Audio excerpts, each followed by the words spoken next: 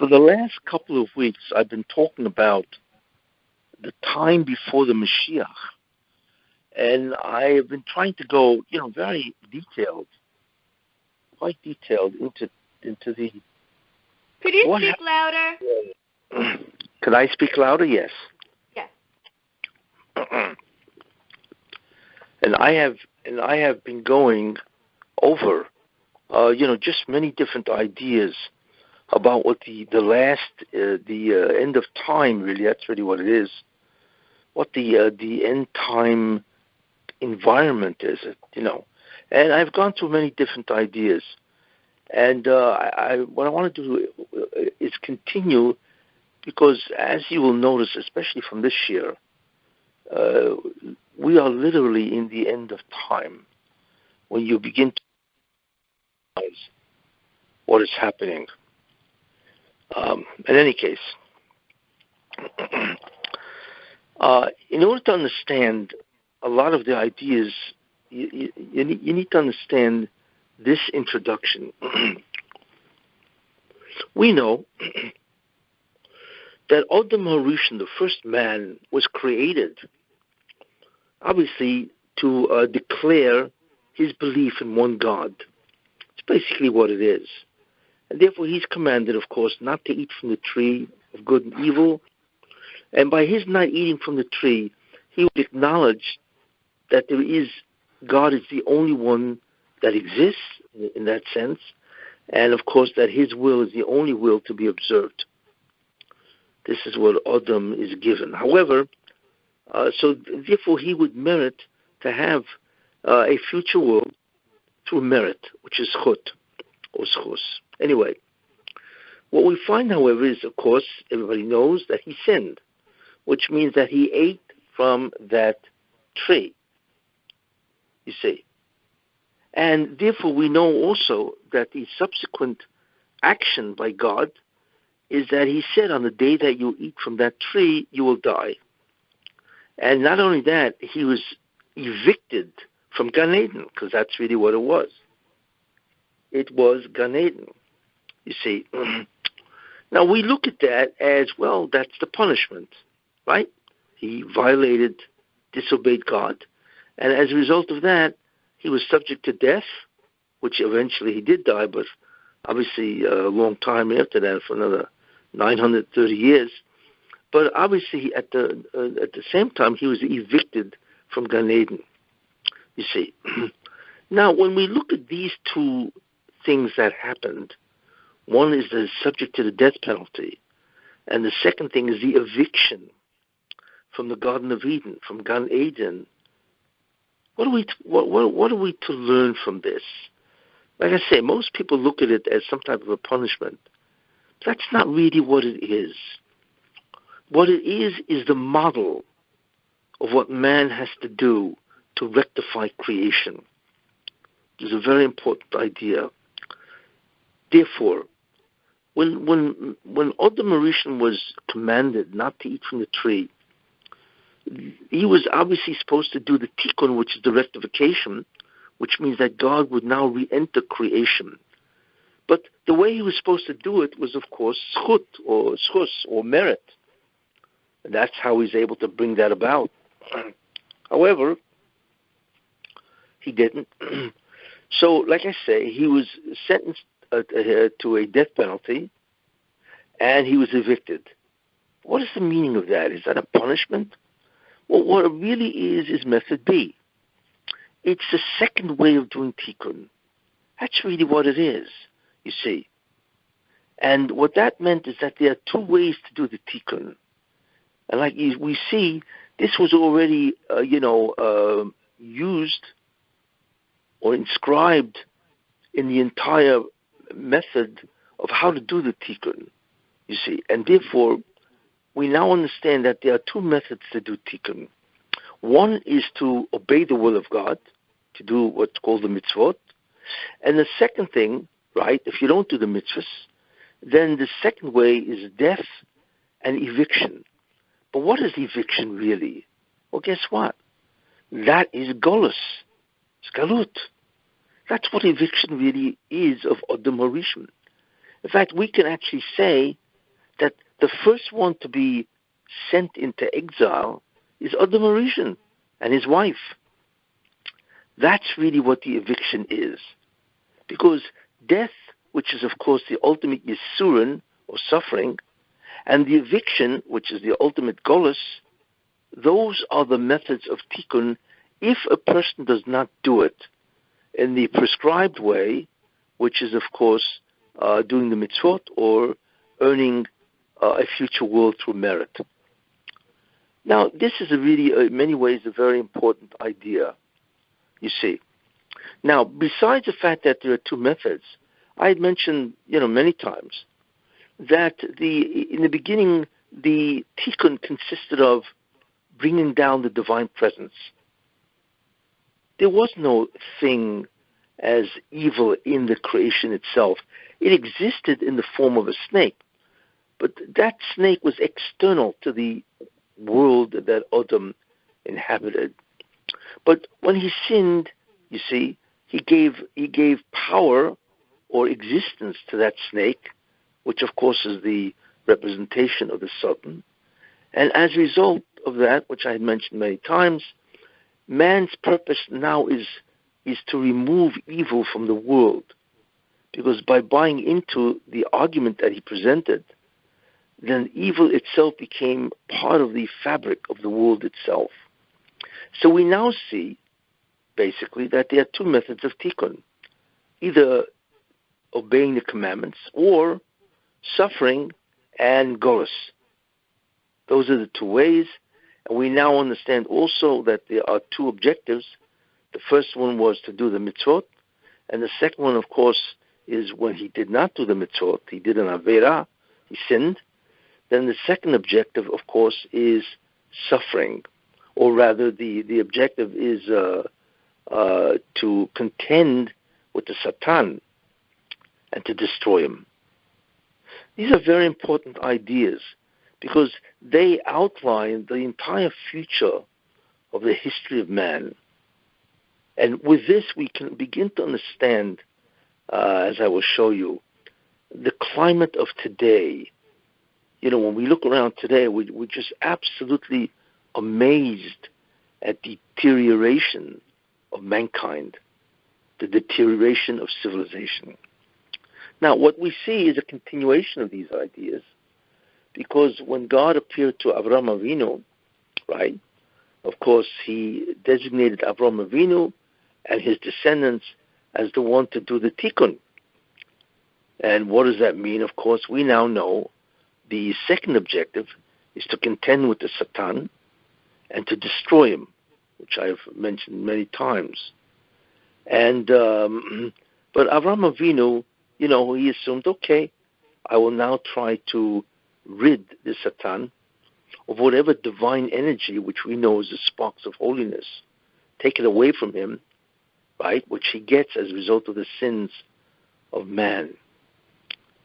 But what is interesting, of course, is what God said. No, what you have to do is not just remove what the Satan has from here on in, but you have to remove for 2,000 years of mankind sinning.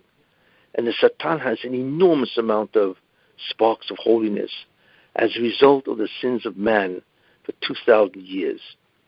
And of course we know, which I had mentioned, that was the purpose of entering Egypt.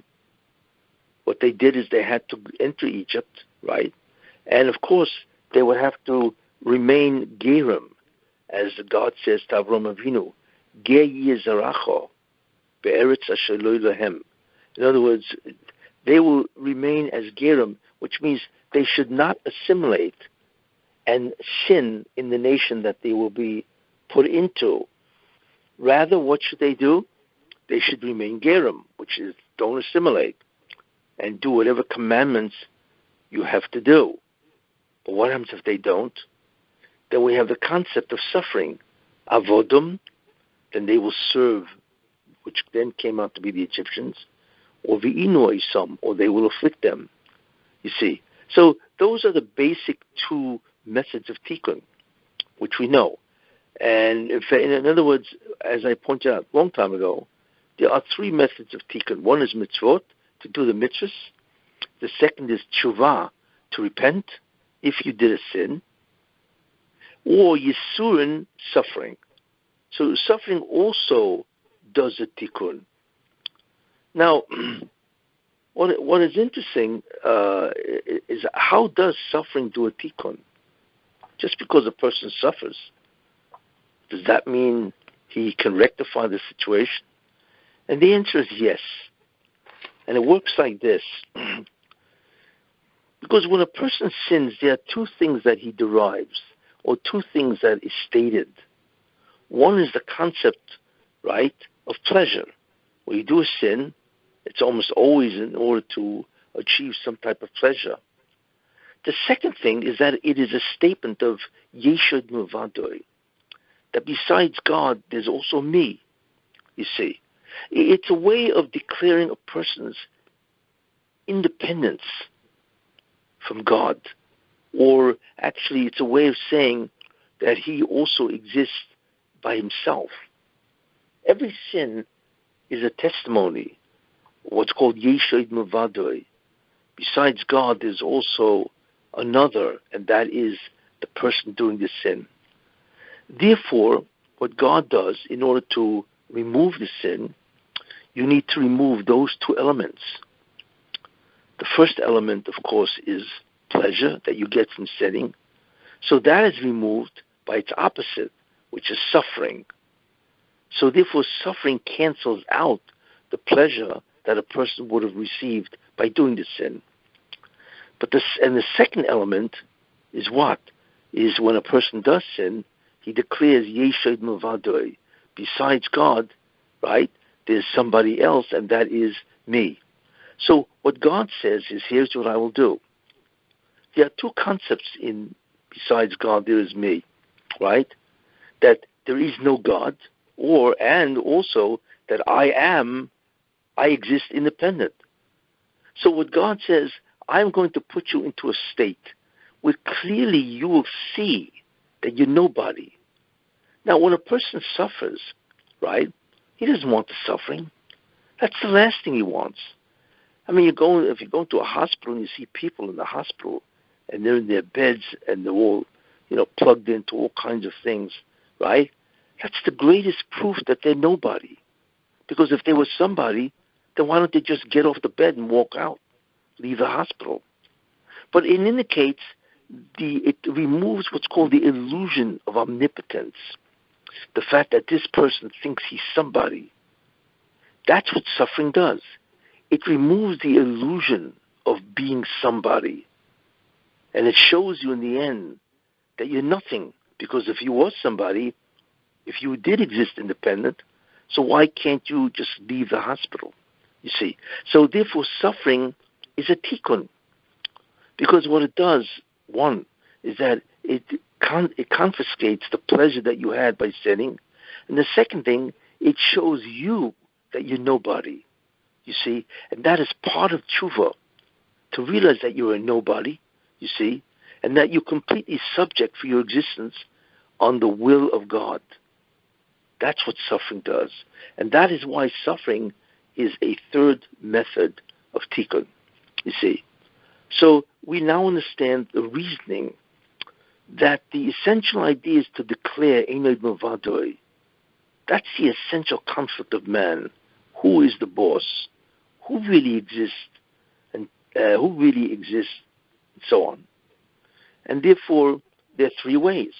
Either you observe the commandments, which is a testimony that God exists, you see, and he's the real being that controls everything, and he is everything. Or you do tshuva, in which you regret that you sinned, which is another statement that God is everything. Or you suffer, which is a denial of your own power and might, and it cancels out the pleasure. You see, all of it is related to your testimony about, or rather your belief about what you think you are and who God is, you see. And that's really the model of Egypt, where they were supposed to be ger, which means do not assimilate, right, and just remain doing the commandments, whatever, 7 Noahide commandments. And if they don't do that, then the tikkun were brought about through suffering, which is avodim. They will serve them, v'inu oisam, and the Egyptians will afflict them. You see, so those are the three ideas: mitzvahs, tshuva, and yisurin. In any case, but we understand the method, but the key concept or the objective, of course, is to annihilate this force, evil force called the suffering, called the Satan. And that's really basically what the entire journey of man really is. Now, where do we see this also? Like I showed you, it's by Adam Arishan, right? And it's also by Avram Avinu. But there's also another place that we see it. What is that place? The Gemara Brochas in Masechta Brochas, okay, in the third blot, Amud Aleph. It's a very interesting story where it says Rabbi Yossi went into a churva of one of the churvas, one of the places that are destroyed, ruins of Jerusalem, and he went in to pray. And while he was praying, Eliyahu Hanavi, Elijah the prophet, right, who obviously Rabbi Yossi used to see quite often, you see, he waited outside for Rabbi Yossi. Rabbi Yossi then came out, and they had a discussion about the proper way of praying and so on. But in any case, so then Eliyahu said to him, when you were in that room, Churva, did you hear a voice? So Rabbi Yossi says, yes, I actually heard a baskol, right? I heard a heavenly voice, you see, and that heavenly voice was God. And what did God say? Woe to the children, it's terrible to the children, due to whose sins I destroyed my house, I burned my temple, and I exiled them among the nations. This is what God says. So Eliyahu said to him that you should know that this voice, this statement, is said 3 times every day. You see, every day, which means that it's constantly on the mind of God, the fact that he destroyed his house, his temple, and he sent his children in exile, you see. And then the Gemara says that again, God says, how great is the pain of God who exiled his children, you see, and woe to the children who were exiled from their father's table, you see. Now, when it says my house, obviously, that means the Beis HaMikdash, right? My temple is the Har HaBayis, the Temple Mount, right? And exile, of course, means the Golus among the nations of the world. So the question that we have to, think about is what exactly is God saying? What does he mean when God says, right?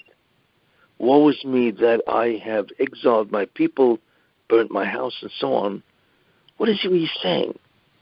What God is really saying is what I have mentioned, is that until now, primarily, the method of tikkun of the Jewish people was primarily, right, the concept of schus, because they're in Eretz Yisrael, right?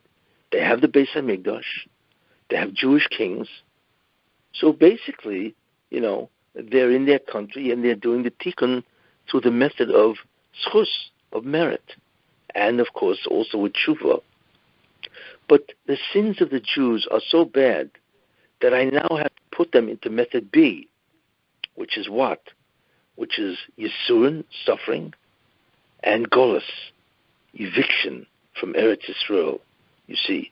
And that's what God was bemoaning, that until now, at least I gave them a chance to be in their own country, because remember, this was before the destruction of the first temple, and even with the second temple, there was a second temple in Eretz Yisrael. So essentially what was happening is that they could do the tikkun, the rectification, through how? Through mitzvahs, right, and tshuva. But now I've destroyed my temple, right, Beis HaMikdash. I've removed the Shekhinah, which is, of course, the divine presence, and therefore the tikkun is now going to come not so much through schus, but through suffering and exile. That is what God is bemoaning, because he now has to resort to method B, which is that suffering and exile. That's what we see again from the Gemara. Now, these are very important ideas. Now, when it's said that the Golus is now going to come through what? Through the method B, which is Yisurin, right? You have to understand it's not just Yisurin, but what will come ultimately is also Chishech, darkness, which is a different factor than suffering. So there is suffering, and there's also darkness, you see. And they both accomplish what they have to do, you see. So we now realize something very important, that the tikkun itself comes through Yisurin, suffering, and darkness. That is the method of tikkun. But darkness and Yisurin have different levels. It's a very important idea, and the more the Jews sin, the greater is the level of darkness, you see. And, I could just spell out several of them. The different levels of darkness and suffering. One is when there is no temple. There's no Beis Hamikdash. So that's one level of darkness.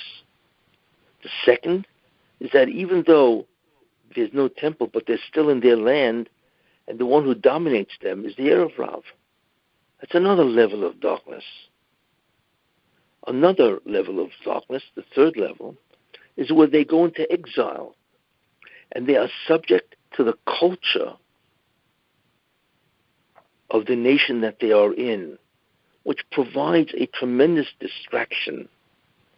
And it's very hard to be oived, to really stick to the mitzvahs, because you're so distracted and tempted by the culture of the nation that you're in when you're in exile, you see. The next level of darkness is when that nation, you see, begins to prevent your ability to observe the mitzvahs. Remember, you could be in a nation, and it's okay, you can do whatever you want. But the fact that you're in a nation itself subjects you to the temptations and the ideas of their culture. However, that nation itself can now prevent you from observing the mitzvahs. So that's a fourth level of evil or darkness or suffering. You can have a fifth level of evil, where not only do they prevent your observance of the mitzvahs and distract you because of their culture, but they begin to kill you. That's real persecution, where they actually kill you, you see. So we're talking now about a tremendous amount of evil and harm, you see. And another level of evil, which is deadly, I'm trying to point out, who did it, is when the killing becomes a campaign. And that's what we saw in the Holocaust. In any case, what it means is that the desire to destroy the Jews, to murder them, actually becomes pervasive and prevalent all over, and it actually becomes an active campaign. That's the greatest level of darkness that you can imagine, you see. Now, we know, in what's called the Mem Teshari Tumah, the 49 levels of tumah, of defilement, you see. We know that. And we also know from previous Shiurim that when mankind and the Jewish people reach the Mem Teshari Tumah, God will not tolerate that, because he does not want the Jewish people to slip into the 50. So therefore, I use the expression, he's going to press the restart button, which is what he does. Now, in the beginning, by the Mabul, when mankind had descended into a terrible level of promiscuity and evil, right? he decided to destroy the world. But as I mentioned, I think in the last year, right, that was the only time he did to destroy the entire world, and he swore never to do that again, you see. But this is what he does. We, however, are now in that level of tumah. Yes, we have descended, mankind, and along with mankind, a great deal of the Jewish people, unfortunately, have descended into the Memtes, into the 49 levels. Therefore, the level of darkness is staggering. This is what happens, you see. Now, as a result of that, we have now been seeing terrible things for the Jewish people, that there's a great deal of suffering, certainly from COVID, and in general there's a great deal of suffering, and sicknesses, and divorces, and death, and so on, bankruptcies, all kinds of things that Jewish people are beset with, and so on. We find even now in the story of Meron, where the Jews, where a select number of Jews were killed. This is Meron. We find the same thing happen again later. Stalin, in Erev Shavuos. In Stalin were the bleachers of the students that collapsed. And now we find again, unfortunately, another collapse in Florida. So there's no question that there's a lot of serious suffering going on, you see. In any case, we have now reached the climate of the 49th level, you see. Now, what is very important is that there's a unique type of darkness that happens as a result of the climate of the end. What is that unique climate? Well, once God has pressed the restart button to bring the Mashiach, and he has now introduced suffering and darkness, that darkness is a unique form, you see. Now, when the Mashiach comes, what will be revealed? Einod Muvadoi. That besides God, there is nothing else. That is the essential consciousness that people will have, and that is the essential revelation that people will have. Einod Muvadoi. Because that is the Messianic light, you see.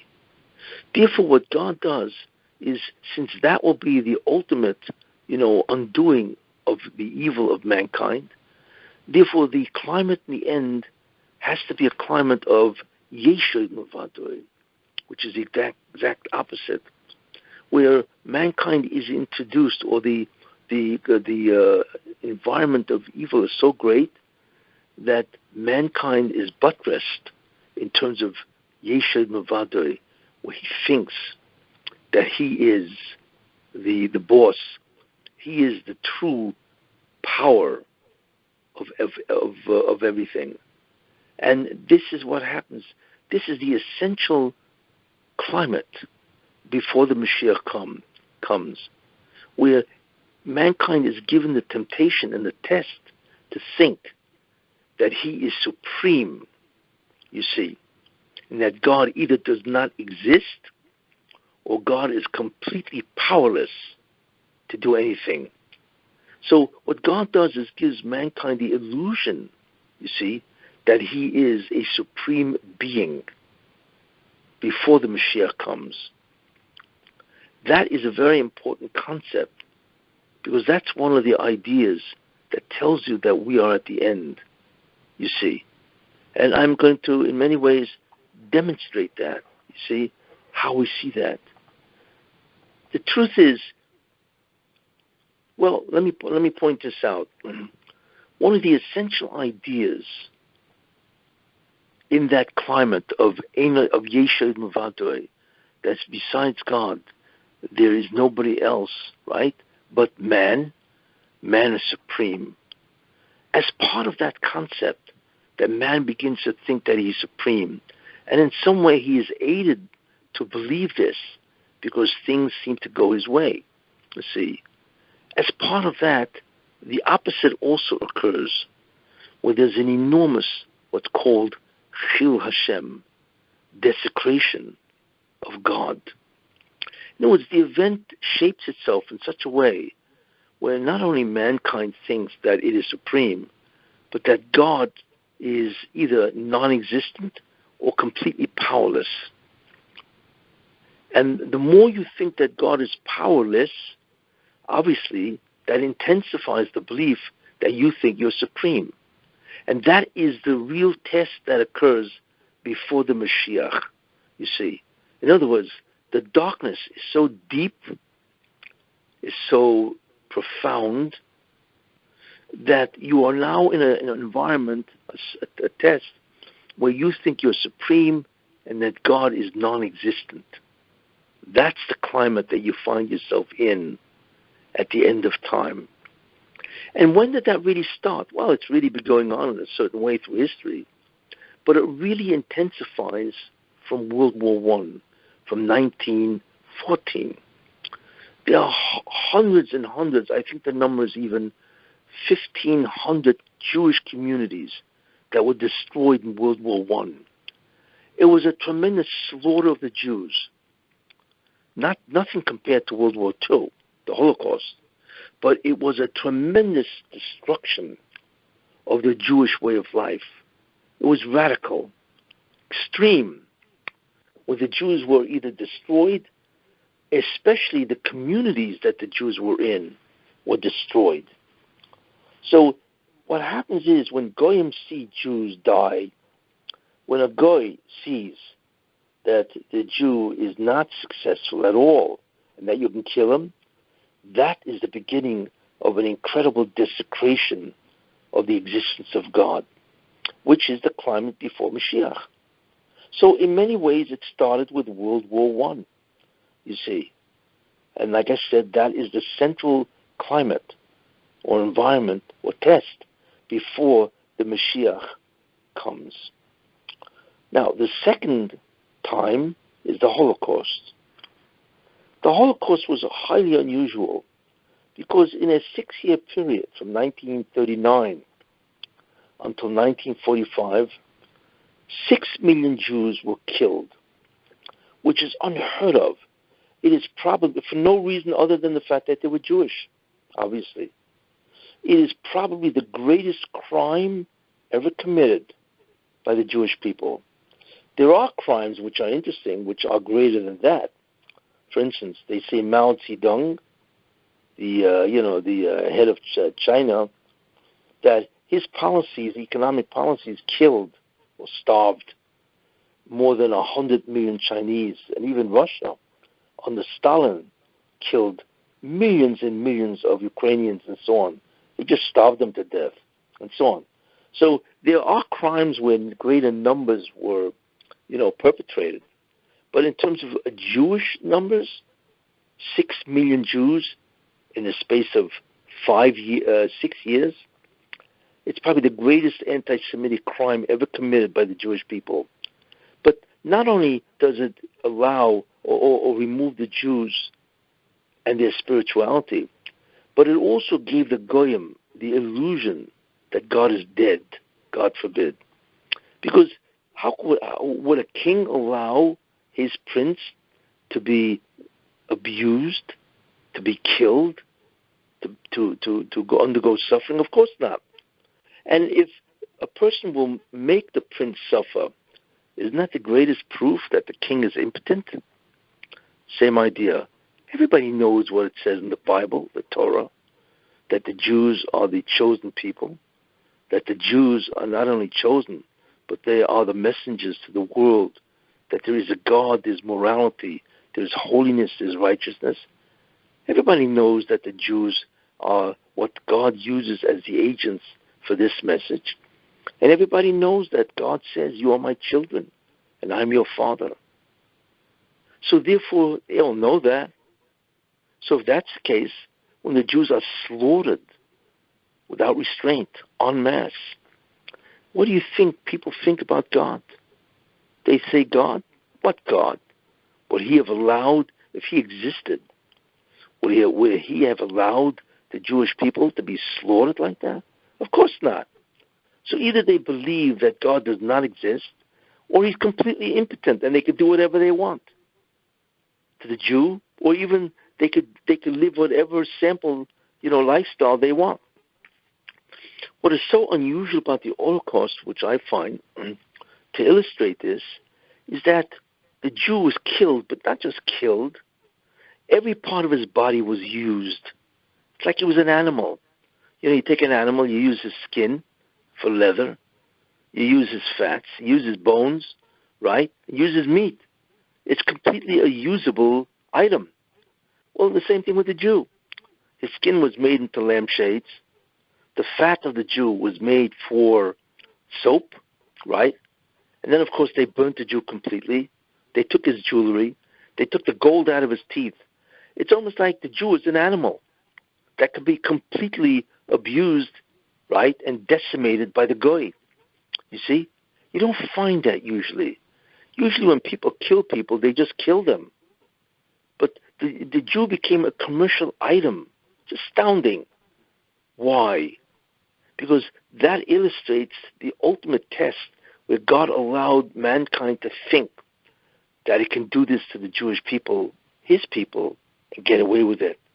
And therefore they would think, well, who is God? Where is he? Why doesn't he come and stand up for his people?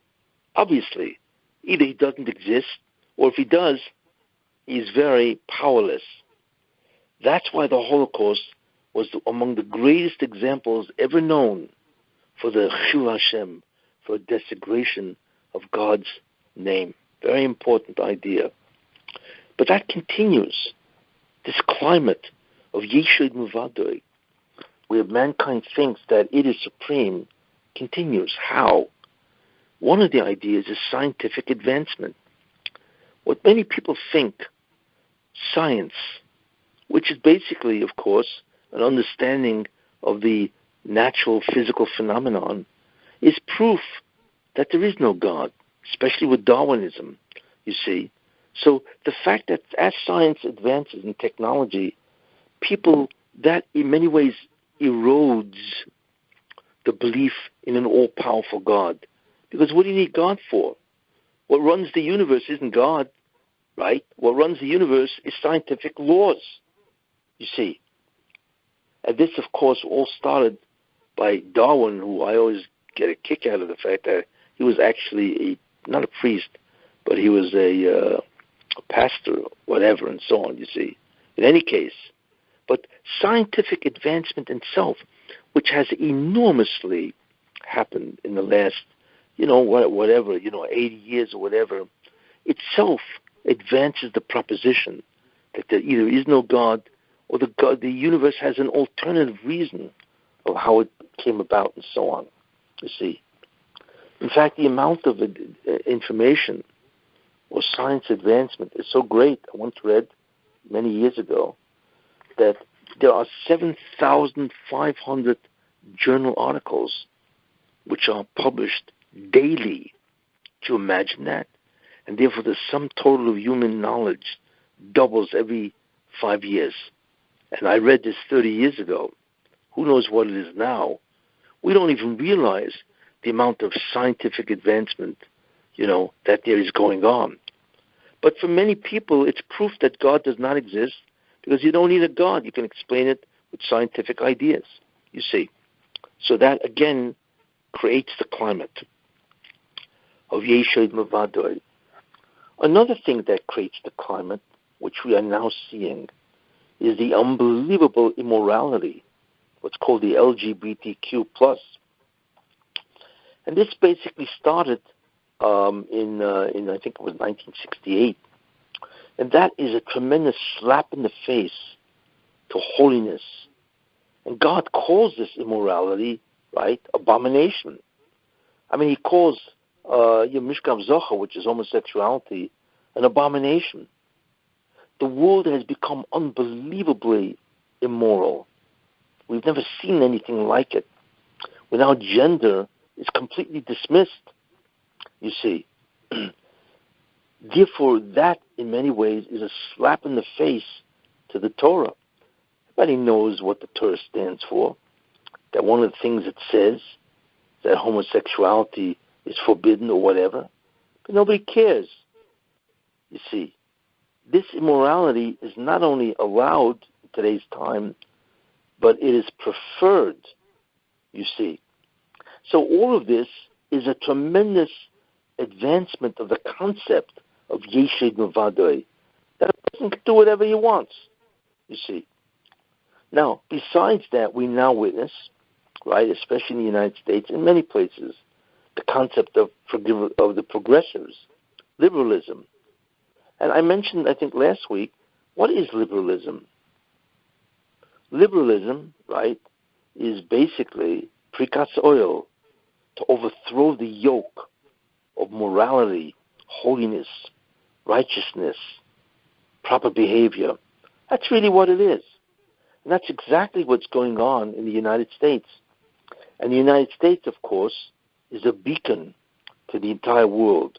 So we are really witnessing, in many ways, the end, you see, because this guy, Anthony Kennedy, made the permissiveness of this homosexuality and same-gender marriages, he actually made it constitutional, which means you cannot even undo it, you see.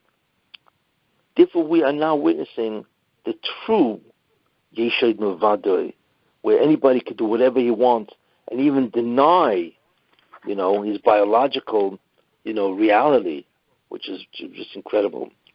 But what's interesting about that is that as mankind rebels against God and the Torah and his morality, which is true of the non-Jews, because they have major religions where they believe in the Bible, and so on. As they do that, God shows them this is what's going to ultimately come about as a result of your own actions, that civilization will be destroyed. And that's what they're doing. They are destroying civilization. It's no more just the immorality that they're practicing, that they have taken, the law into their own hands and so on, to such an extent where norms of civilization, of society, are being overthrown. And take a look, okay? Defund the police. It says in Pirkei Avos that if it was not for the fear of heaven, right, then everybody would swallow each other alive, kill them while they're living, you see, and they wouldn't even wait till they're dead, you see. So how could you defund the police when the police are the only ones that can prevent this? Of course it's irrational. Then they come up with a no bail law, where it means you walk in, and then you walk out, you're released. Before the paperwork is signed, the guy's already out in the street to commit another crime. Are they crazy? Then you have, right, that they don't even stop crime. I think in San Francisco, if you steal less than $950, they don't even bother stopping you. Do we have any idea how that's going to reinforce crime? Then they have cities which are destroyed, right? Portland, Oregon, right? You have LA, you have Chicago, Atlanta. There are cities that are all democratically run, right? And they are being destroyed. Businesses that take years to build are destroyed overnight, and nobody does anything. Then you have all the crime which is increasing. It's rampant. All the murders and the shooting, they're up by 100%. I mean, in Chicago, it's unbelievable what goes on, the murders and the shooting and so on. Who ever heard of something like this? Crime is not being stopped at all. And then, of course, you have the concept that there are no borders. Everybody's allowed to come in. And there are many criminals, you see, that are coming in. Is this normal? And then you have the concept of stimulus checks, which means people don't go to work. And many businesses are having a tremendous difficult time hiring people, you see. And then you have the rise of price, where he stopped the oil industry, so prices are rising all over the place. You have rampant drugs all over. The homeless people are walking all around. You can't believe what's happening to America. It's literally, you can't believe this. You see, what does this mean? What God is allowing and saying, okay, I'm going to give you the illusion of omnipotence. You see, there's an expression in Hebrew, les din, les dayon. We live in a time that there's no judgment, or appears that way. Les dayon, and there's no judge. In other words, we live in a time that God seemingly has completely abandoned his values, his desires for mankind, for civilization. That's the climate. That is the ultimate darkness that has descended on the United States, and I'm not even and the rest of the world, and I'm not even talking about the evil of Iran and China and Russia. It's amazing when you look at it. It's almost like God has disappeared. We never saw that in history. There was always some form of retribution or some kind of stopgap measure, you see. But now anybody can do whatever they want, you see. And this is what's happening. This type of climate or environment is an equivalent to the Dor HaMabul, because God let, and I explained that previously, God let the Mabul, the generation of the Mabul, He let them do whatever they want, you see. So what did they do? They brought civilization to its knees, and God said enough. Why? Because, like I mentioned previously, that the generation of the Mabul was really supposed to be the generation right by the Mashiach, because God wanted to bring a tikkun to all the 10 spheres and 10 generations, and therefore the Orishan would have come down. Instead, the water, which is the physical analog of the Messianic light, that came down and destroyed. But it's the same climate, you see, which is what? That climate is where they could do whatever they want. Les din, les dayon. There's no judgment, no justice, and there's no judge. This is the climate that we now live in. But that type of a climate can only happen in an extreme form before the Mashiach comes. In many ways, it's good news and bad news, right? The bad news is we are watching the annihilation and the deterioration of civilization. I mean, every day that goes by, we actually cannot believe what is happening, you see. Just incredible to watch. I just heard that they signed a law in New York State that anybody can write on their birth certificate whatever gender they want. It doesn't make a difference if you're born a man or a woman, your biological reality. No. You could declare yourself, if you're a man, you could say you're a woman. Or if you're a woman, you could say you're a man. You're actually legally allowed to put that on your birth certificate. Now, who could ever dream that this would happen? It's contrary to nature. It doesn't make sense. We live truly in what's called an Alice in Wonderland. America has become a wonderland, completely irrational. This kind of a climate where it looks like God has completely abandoned the earth, where mankind has now taken over the entire earth, and they now do whatever they want, to the extent where everything is irrational. It doesn't make sense, you see? And we're shocked. How can people that don't look like they're stupid, we're talking about the Congress, Supreme Court, right, the White House, how could they do this kind of stuff? What did they do? They just woke up one day and they said, we want to pass these laws that will destroy the United States. We want to cancel culture. It's absurd. This is what's happening. This type of environment can only happen at the end. And this is what the Memtes Shari Tumah looks like, you see. It is a time when mankind completely rules without any deterrent to what he wants to do. And when he rules, everything becomes irrational. And that's what's happening. So the bad news is that this is actually happening now. The good news is that this can only happen if it's right before the Mashiach. It can only happen if it's the Memtes Shari Tumah, if it's the 49 levels of defilement, you see.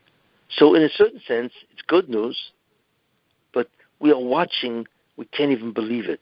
And like I mentioned previously, that is why people in the Gemara, Rabbi Yochanan and so on, that's why they said, let him come, let the Mashiach come, but I don't want to see it. Because they knew what would happen.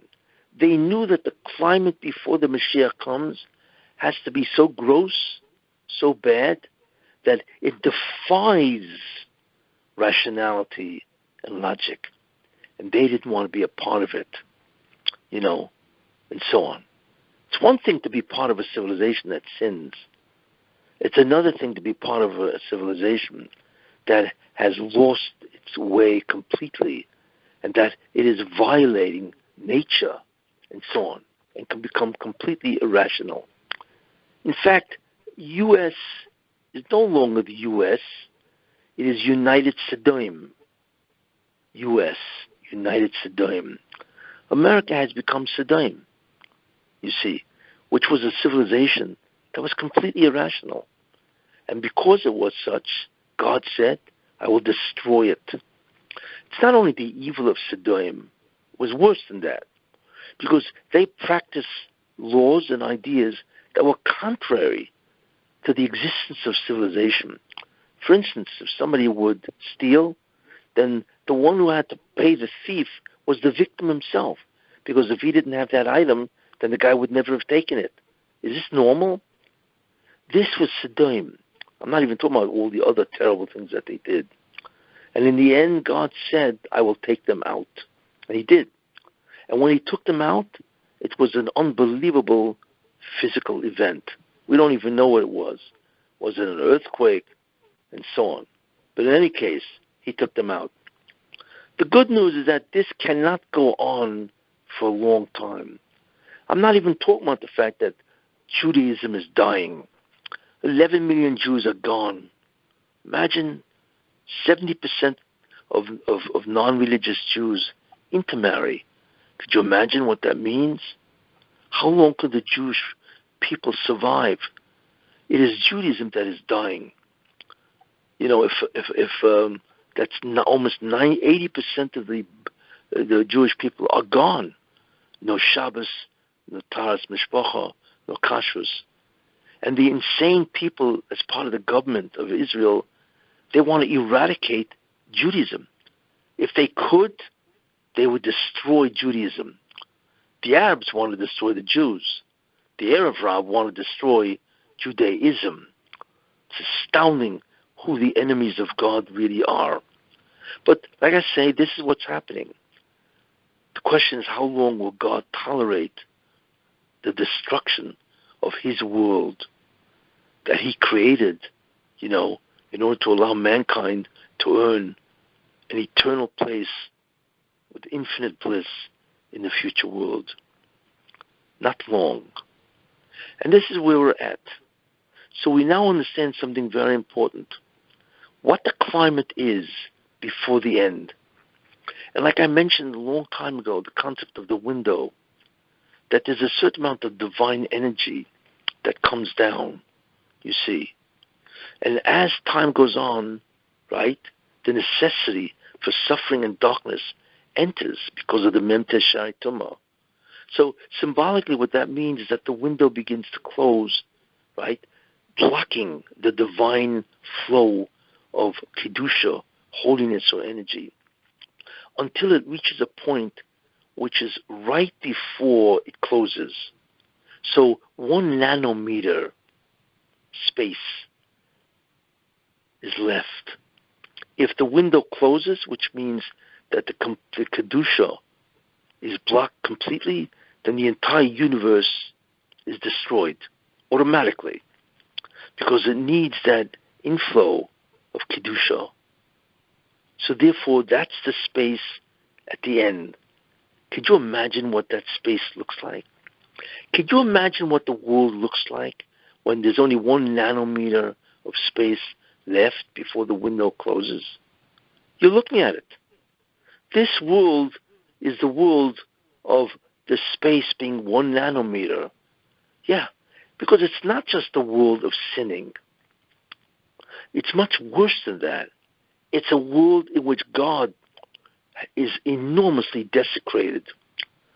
That the people view God, if they view him at all, because religion is on the way out for many people, where they view God as irrelevant or non-existent. Chil Hashem, God has been ultimately, extremely desecrated. That's part of that world. But it's also a world where society is now irrational, where they are doing things which cannot promote benefit. It will destroy society. Take a look at what all that means.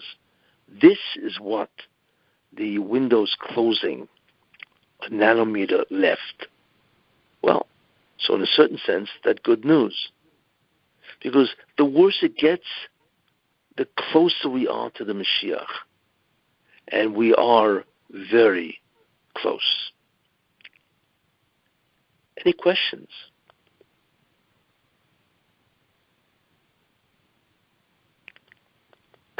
So, the 3 events that happened recently with Meron, the one in the shul in Israel, Stolen, yeah, and then now the one in Florida.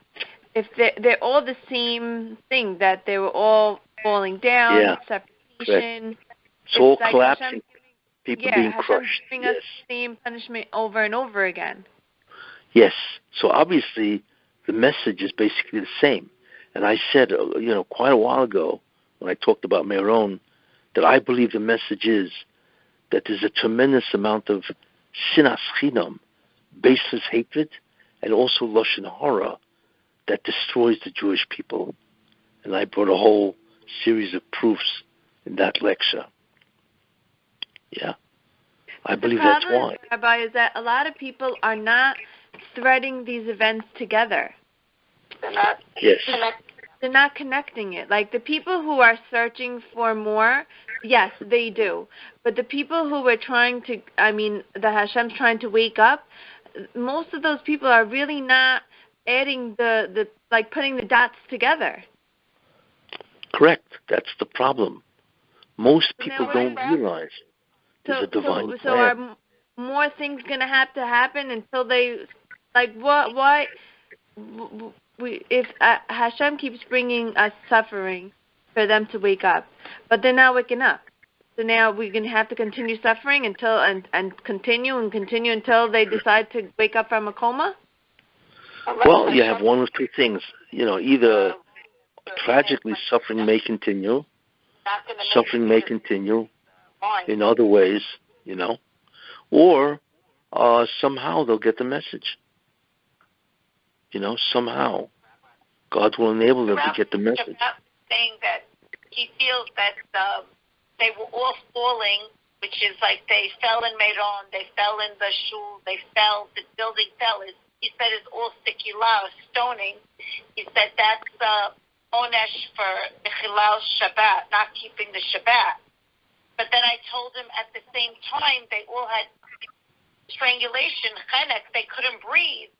And now in the building there was a fire, which is set at fire. I feel like it's all the punishments from Hashem coming. Yes, correct. Decapitation in this building. They're finding human body parts.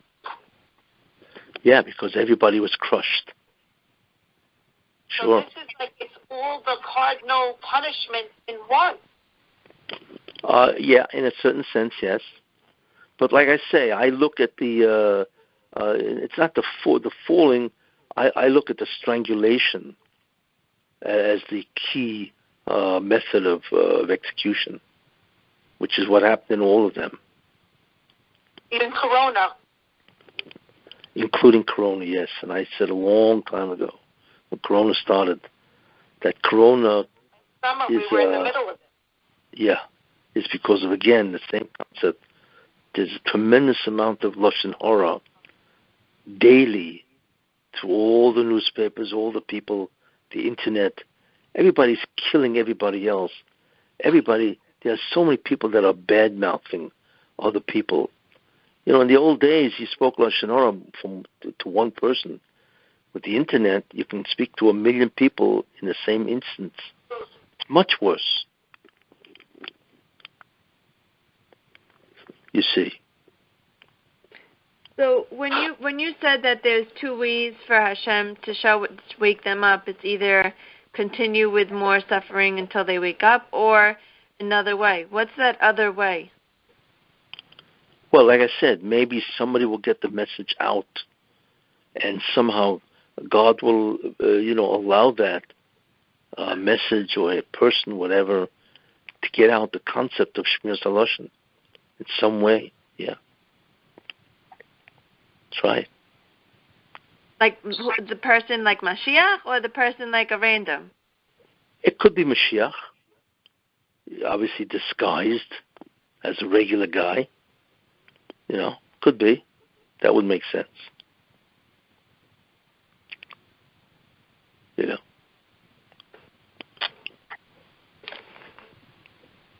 So like, what do we take from these like these events that keep going on and on, that like people are like not losing hope, but they're losing they're more confusion. It's making people more confused, more, especially like with what's coming out of. They're not sure if it was deliberately fell down the building, or if it wasn't, or if it was government officials that did it. Like all these things that are coming out little by little, it causes more confusion for people. Like, what do? Yeah, could you imagine when Moshe Rabbeinu came to Egypt?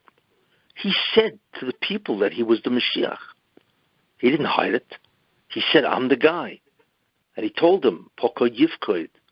Serach Bas Osher said that's what the Mashiach says. He said it. So everybody knew he was the Mashiach. What happens next? Paroi sends them all packing to gather straw. Can you imagine the confusion and the hopelessness and the desperation of the Jewish people for those couple of months? Same thing. What God wants, I think ultimately, is this is a supreme test of bitachon. It's a very important test, and it's a very important character trait to trust in God.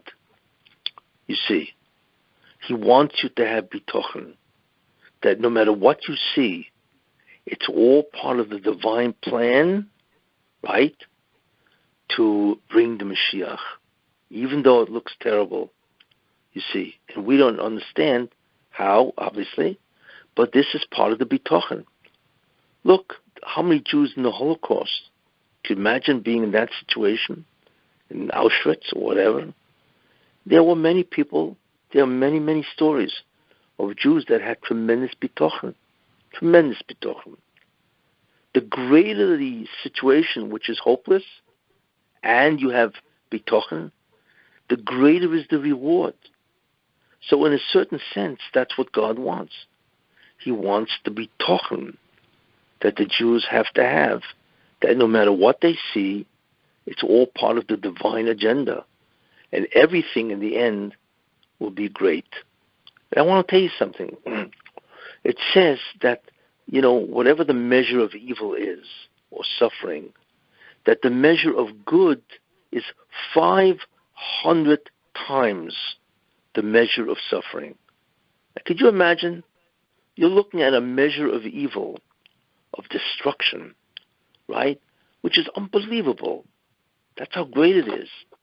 So could you imagine when the Mashiach comes, that the measure of good, right, is going to be 500 times that's multiplied, right? It's unbelievable. So if you have a measure of suffering that's 1,000, right, that means the measure of good, right, is going to be, what is it going to be, 100 times 1,000, right? What is that, 50,000, not 50, 500,000, whatever, right? That's how much good there will be. as a compensation for what God did. But remember, this is a test of bitachon. And in many ways it separates the people, the men from the children from the adults, you see. So you have to be boteach. You have to hang in there, no matter what happens, and say, Gam zu l'tova. This too is for the good. Or as it says, Kol milsa di oved rachmana. Everything that God does, the tav of it, He does for good. That's what's required. And this is what was required of the Jewish people, right? Same idea. When Moshe Rabbeinu came, announced himself as the Mashiach, and he failed to deliver, right, for a good couple of months. The greater the bitachon, the greater is the reward that you will receive when the whole thing ends. So that's what it's all about. And that was the same thing by Kriyas Yamsuf. Imagine their back is to the sea, and in front of them is the Egyptian army. Naturally, they were finished. The army is a tremendous army. What was that, 600 war chariots with weapons and all that? And who are all these people? They're running away from Egypt as slaves, right? So what God wanted is bitachon. Don't worry, you have to trust me, you see. And they did, until Nachshon ben Aminadav, right? He jumped into the sea. Moshe Rabbeinu says, go into the sea. He jumped in, and it went all the way up to his nose or his mouth, whatever, and all of a sudden the sea split. Because the Rebbeinu Shem needed somebody to demonstrate an unbelievable measure of bitachon. And in that merit of the bitachon of the Jewish people, they were saved. Same idea. The Rebbeinu Shem wants us to trust Him, no matter what we see. You see. And it's the same thing that happened in Mitzrayim. No different. See? Rabbi, tonight, the U.S. forces in Syria were attacked by multiple rockets. By who? Iran? What? Who attacked them? I don't know. Obviously, probably I would guess Iran. Well, that's great news. And maybe it'll wake up the idiots who inhabit the State Department. How they could make a deal with Iran, and allow Iran to build a bomb is beyond. It's just beyond rationality. How they don't see what Iran is. That all Iran is interested in is becoming the old Persia, to dominate the Middle East and ultimately a caliphate of the entire world. How they don't understand that is beyond belief. Anybody else, would have taken out Iran, just destroyed them. And by the way, it's very easy to destroy Iran, because you don't have to destroy the people. All you have to do is bomb the infrastructure and send them back to the cavemen. You see?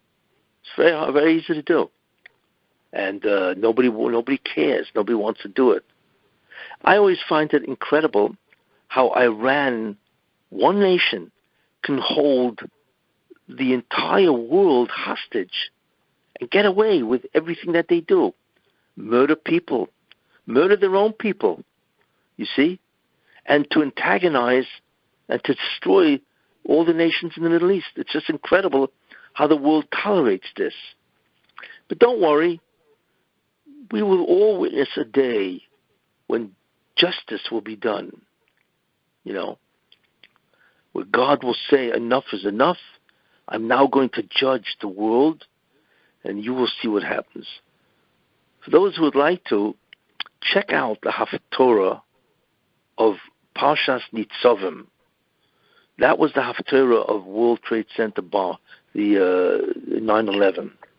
And in there it says a very interesting, the Pasuk says that Yeshayahu Hanovi, Isaiah, saw God in the prophetic vision, that God was, I think, riding on a horse, and his clothing, the image, where the clothing that he was wearing was stained red with blood. So Yeshayahu was very nervous because he thought that maybe this means that God is going to punish the Jews, because that's usually what it means. And God said, no. The reason why my clothing are stained with blood, red, is because I have just crushed Edom like a winemaker crushing his grapes, and all the wine, right, spurts out of the grapes. I've just done that to Edom, right, because of the sins of what they've done. Guess what? That is exactly what's going to happen to the liberals, the Democrats, the progressives, right, and all the people who are terribly trying to destroy the United States and destroy the morality. I mean, until now, America has always been a moral country. They are trying to destroy it. So that's what's going to happen. That prophecy of Haftorah, of Nitzavim, take a look at that. You see? And that will come. Same thing with Iran. All of them will be crushed, ultimately. God just has to wait to accomplish what he wants, which means that there's a certain amount of darkness that has to happen before he ends the entire program. You see? So, all this stuff is going to come to light. Even like they say that I don't know if it's true, but they say like the 9/11 wasn't really a terrorist attack. The United States knew about it. Whatever it is that's hidden from the government, from the people, all that's going to come to the light of things. Oh yeah, all of that will be revealed. Everything. Yeah. Everything. So all the evil that has been done about Hashem and the Torah, but also like our, whatever the what is it called? The matrix that we're all living in right now. That's all going to come to light as well. Correct. Yes. That's what it means. Vengeance of God is not only punishment, it's also revelation. It's both. Because God has to show that what he's doing is just. And therefore he has to reveal the nature, the quantity, and the quality of the evil and the sins of the nations of the world. He just doesn't want to punish them. He has to reveal why he's doing it. Therefore, there's going to be an unbelievable enlightenment of mankind when they realize the evil that governments have done for thousands of years, you see. When you say revelation, it's not going to be like an epiphany. It's going to be like it's going to come out in the news. All the information is going to be leaked. That's the revelation, right? Well, yeah, we don't exactly know how it will be revealed, but it will be, because God is going to justify what he's doing to the nations of the world. So all of it has to come out, you see. Whether it be consciousness, whether it be prophecy, we don't know how it's going to be revealed. But it will be revealed. Because one of the requirements of justice is you need to justify what you're doing. That's one of the requirements of justice, And therefore, all of that will be known to mankind, you see. Now, these revelations can't start until the window closes? Until it almost closes and the gate opens? Yeah, all these revelations cannot start until the gate opens. What happens is the window reaches its bottom point, let's say a nanometer, and then the instant before it closes, the gate opens, or else the whole world would cease. That opening of the gate is the Pekidah. All of a sudden, the Mashiach ben Yosef is released from his prison. And once that happens, then it's just a matter of time. Then redemption begins, and it's a process. just like Egypt, where redemption begins, and it took a while. But once it began, there was no backtrack at all, and it just destroyed Egypt. Totally. So, Rabbi, this gate and this window, where is it located? In which olam? In what, where is it? Well, it's located in Malchus. Malchut. Yeah. Okay. Because the Shefa that comes down from the sphere of Yesod, and it goes into Malchus, and that's what's blocked. The Shefa, which is the divine energy or the flow, comes from Yesod, right? Because you have 10 spheres, all the way from Kessin, Chochma, Bina, right? Chesed, Gevura, and Tiferes, Netzach, Yesod, 9 of them, and all of them pour their energies, their holiness, the divine energies, into Malchus. Malchus is the place of the world, and that's being blocked. So when Yesod is released, is opened, you see, that's the Pekidah. It's opened, it's like a faucet, where all the water from the reservoir to all the pipes that lead from the reservoir to your house, right? They can go 100 miles, right? Then it goes into your house, goes into the pipes of your house, and it ends at the faucet. But the faucet is closed. So the faucet is Yesod.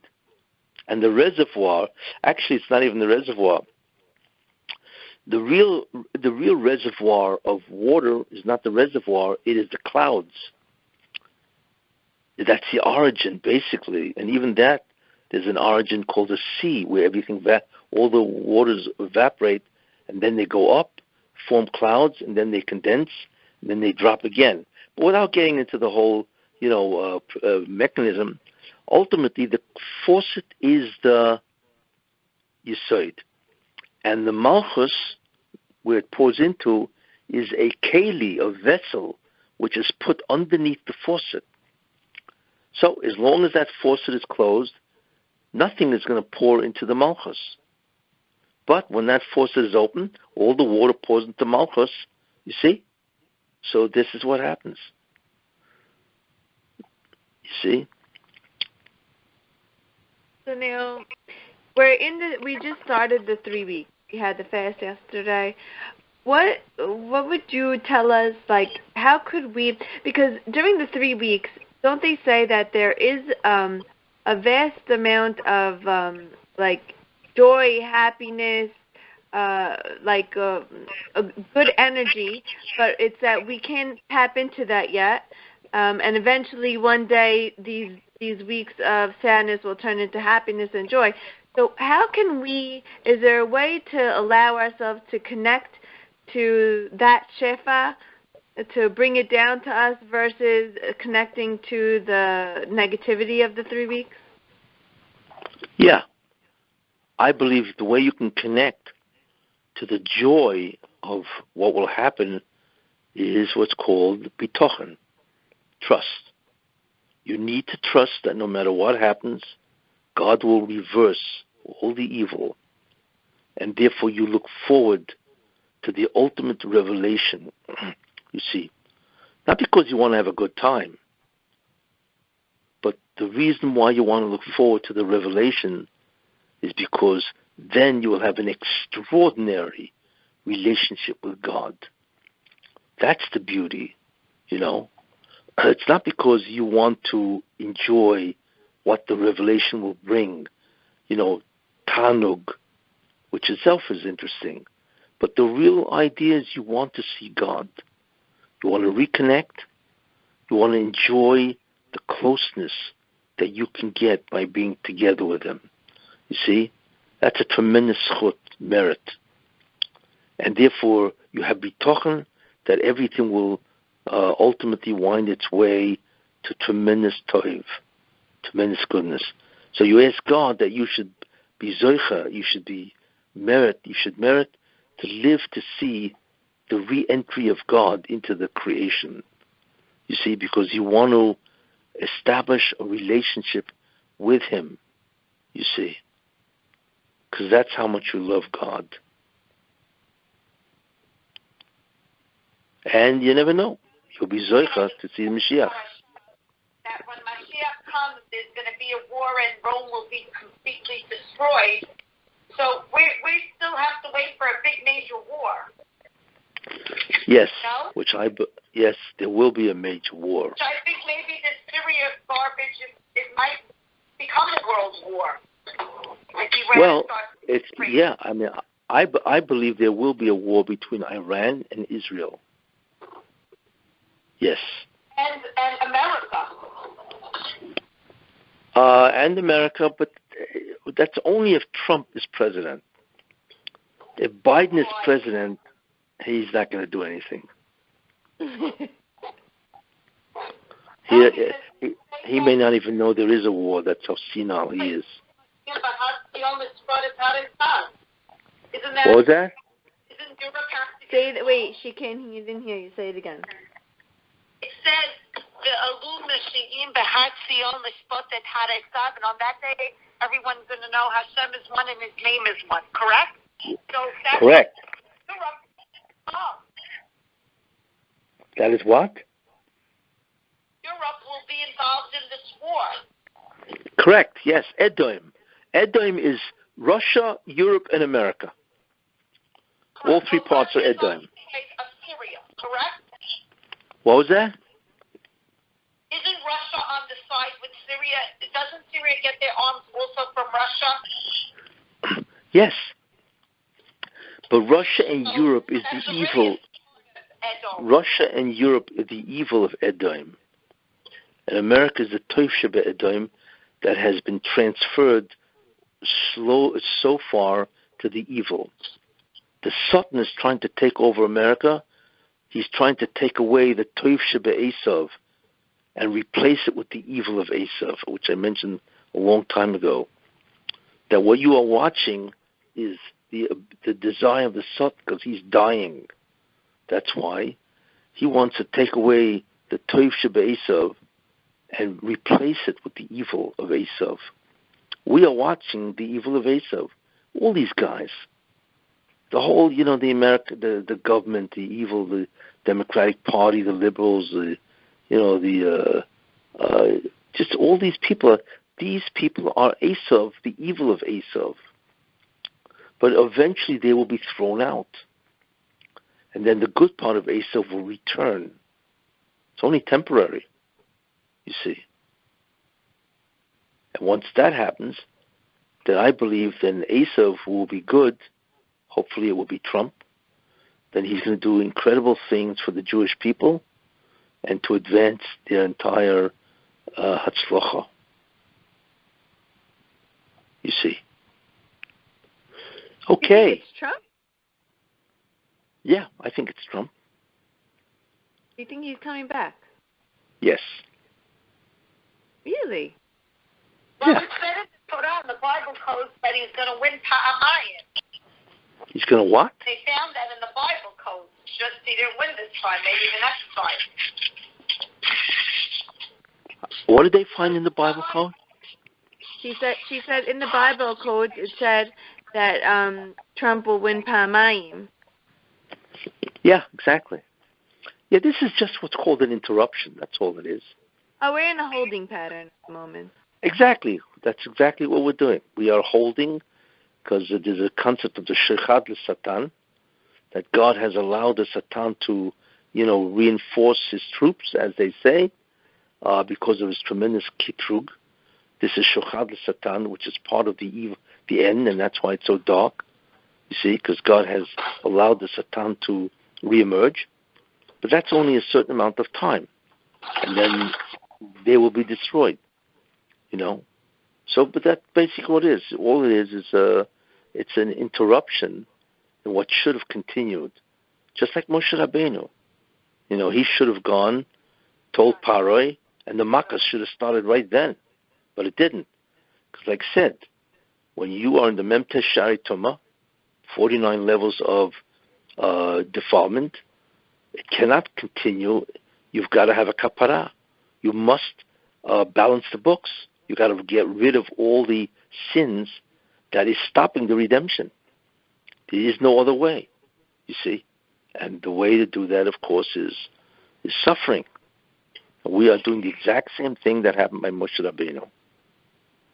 It's an interruption. You see? So you said they were counting in Arizona. When do they get the results? I'm not sure, but I'm sure it's going to be it's going to have to be momentary, because they've been already working on it for 3 months. How long does it take to count 2 million votes? But They're doing, obviously, a very thorough job. Look, when that comes out, and if it comes out that there was a fraud, that's going to be a constitutional crisis. Because what it means is that once there's a fraud perpetrated in one state, now you have to have the other states check also, you see. And if 2 or 3 states check and it's a fraud, then Biden is gone. That means he's an illegitimate president. Not only that, but all his rulings, everything he signed, his bills, they are gone. They are illegal because they were not signed by the president. And that is going to be an unbelievable crisis, right? And the left is going to go bananas because they just lost their battle. And the interesting thing about that is that when Trump comes back, see, the problem with Trump is he was naive. You know, he did not realize the evil of what's called the deep state. He doesn't realize what that is, but now he does. And he sees the unbelievable evil, what they did to him, to destroy his ability to be the president, even while he's the president, you see. So he now realizes that. And I believe when he comes back, he's going to go after all of these people the way he should have done the first time, with an incredible vengeance, you see. Because he now realizes they have destroyed him. It's unbelievable what they have done. And the only way to stop it is to stop them. What was that? What? They disbarred Mayor Giuliani without even a hearing. Yeah, because it's all the deep state. Yeah. Look, we don't realize how evil these people are because we're good people. It's very hard for a good person to realize the depths of evil, you know? We can't believe. I mean, if somebody told you, you know, before the Holocaust that somebody's going to bake Jews in an oven, would you believe this? No. You would not have believed that mankind can be so evil, depraved. No. That you should know that's what evil relies on, that you don't realize how evil they are. So they can get away with everything because you do not safeguard yourself. This is the problem. That's one of the strategies of evil, in some way to fool you that they're not so bad. Okay, they differ, but they're not so bad.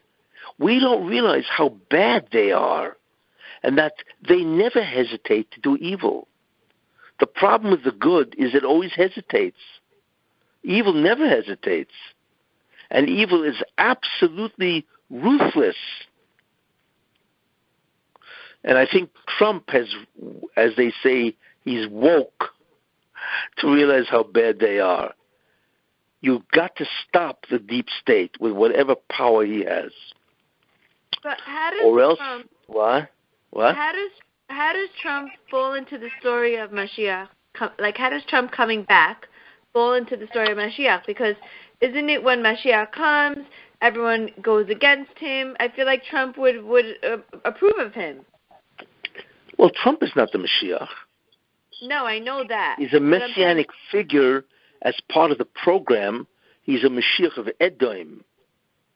You know, he's a major character in the transformation of Edom, Esav, because God wants to allow Esav to be part of the Geula.